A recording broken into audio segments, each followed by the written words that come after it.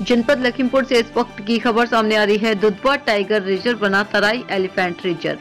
लखीमपुर खीरी जिले के तराई में मौजूद दुधवा टाइगर रिजर्व में जल्द एक बड़ा बदलाव होने जा रहा है। वहीं इस बदलाव के बाद जहां किसानों को बड़ी राहत मिलेगी, तो वहीं वन्यजीव प्रेमियों सहित पार्क प्रशासन में खुशी का माहौल भी देखा जा रहा है।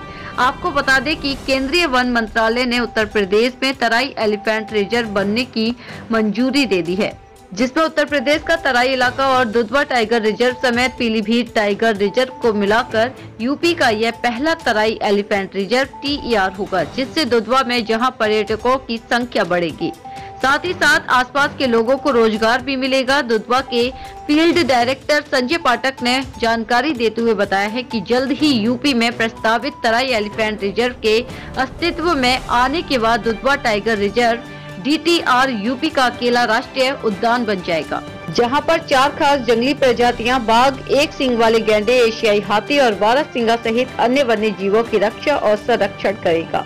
नए हाथी अभ्यारण्य Pilibhit tiger reserve, Dudhwa national park, Kishanpur वन्यजीव अभ्यारण्य, कतरनिया वन्यजीव अभ्यारण्य, दुधवा बफर जोन और दक्षिण खीरी वन प्रभाग की गोला मोहम्मदी वन रेंज का हिस्सा शामिल होगा। एलिफेंट रिजर्व में दुधवा टाइगर रिजर्व का 2200 वर्ग किलोमीटर, बफर जोन का 3700 वर्ग किलोमीटर, दक्षिण खीरी का 144 वर्ग किलोमीटर का एरिया शामिल किया जाएगा। वहीं एलिफेंट बनने के बाद हाथियों द्वारा फसल के नुकसान पर किसानों को जल्द मुआवजा मिल सकेगा। हाथियों की सुरक्षा के संघर्ष को भी कम किया जाएगा। इसके अलावा आसपास के लोगों को रोजगार भी मिलेगा। समाचार A to Z के लिए लखीमपुर खीरी से तौहीद खान की रिपोर्ट। अब तराई एलिफेंट रिजर्व किया जाने की बात कही गई है, क्या कहेंगे आप? ये हमारे लिए बहुत ही खुशी की बात है जो केंद्रीय वन मंत्रालय ने इसको एलिफेंट रिजर्व घोषित करने का मतलब ऐलान किया है और जल्दी ये होगा। और इसको देखा जाए तो मतलब सभी आम जन के लिए एक ही खुशी की बात है, और जो पीलीभीत रिजर्व है वो भी इसमें शामिल कर दिया जाएगा।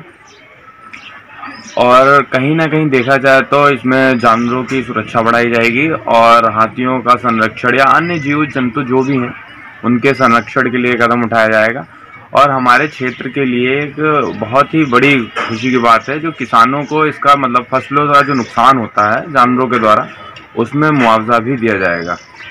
और आमजन के लिए भी सुना जा रहा है रोजगार वगैरह मिलने की बात है। हाँ, कहीं ना कहीं उसका जरूर फायदा देखने को मिलेगा। जैसा कि आप रोजगार में वृद्धि होगी, जो आसपास के रेस्टोरेंट हैं उसमें भी आवागमन मतलब बढ़ जाएगा, लोगों का आना जाना, तो उससे कहीं ना कहीं मतलब उसका रोजगार में भी फायदा मिलेगा। तरीके के एलिफेंट रिजर्व बनेगा। मैं आपको अवगत करना चाहूँगा कि बहुत जल्दी जो तराई हाथी रिजर्व है वो अस्तित्व में आने जा रहा है। थोड़ी बहुत औपचारिकता है जो अभी हो जाएंगी, तो शीघ्र ही आप जो है सुखद समाचार मिलेगा। सर, किन रेंजों को यहाँ शामिल किया जाएगा और जो वन्यजीव हैं उनको किस में शामिल किया जाएगा, किस तरीके से? इसमें Dudhwa tiger reserve, Pilibhit tiger reserve और आपका जो मोहम्मदी और गोला का क्षेत्र है, जहाँ पे अक्सर आप देखते हैं कोई न कोई जो नकारात्मक जो घटनाएं हैं उसके बारे में जानकारी मिलती रहती है। इस बार हाथी हमारे जो मोहम्मदी रेंज है और गोला रेंज का पार्ट है उसमें काफ़ी हद तक रुका रहा है। तो जो इसके पीछे जो हम लोगों की भावना थी वो यही थी कि इसको प्रोजेक्ट एलिफेंट के दायरे में लाया जा सकेगा यदि हाथी रिजर्व बनेगा तो। और सबसे अधिक लाभ जिसमें होने वाला वो है जो हमारे किसान भाई हैं जिनके फसल का नुकसान हो जाता है, तो उनके नुकसान के अगेंस्ट जो हमको अनुग्रह धनराशि होती है, जो अनुतोष होता है, उसके पेमेंट में, उसके भुगतान में जो है काफ़ी शीघ्रता अपनाई जा सकती है। सर, किन किन वन्यजीवों को शामिल किया जाएगा इस प्रोजेक्ट में? ये तो सारे ही वन्यजीव का विभेद नहीं होता है। जैसे कोई आपका ये प्रोजेक्ट टाइगर एरिया है, जैसे टाइगर रिजर्व है, तो यहाँ ये नहीं कि केवल टाइगर को बचाएंगे। टाइगर फ्लैगशिप स्पीसीज है, ऐसे ही एलिफेंट रिजर्व में एलिफेंट फ्लैगशिप स्पीसीज होता है।